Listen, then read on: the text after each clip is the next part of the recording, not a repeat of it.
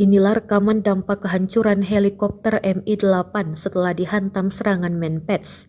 Narasi rekaman yang beredar di Telegram pada Selasa 1 November 2022 menyebut helikopter yang jatuh tersebut adalah Mi-8 VKS dari Rusia. Namun ada pula warganet yang menduga helikopter tersebut milik tentara Ukraina. Pasalnya, kedua negara yang berkonflik ini memiliki helikopter model Mi. Helikopter tersebut mendarat di sebuah jalan di Ukraina Timur.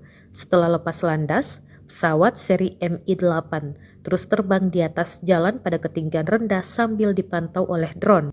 Satu titik terkena apa yang tampaknya menjadi Menpads, rudal permukaan udara yang diluncurkan dari bahu.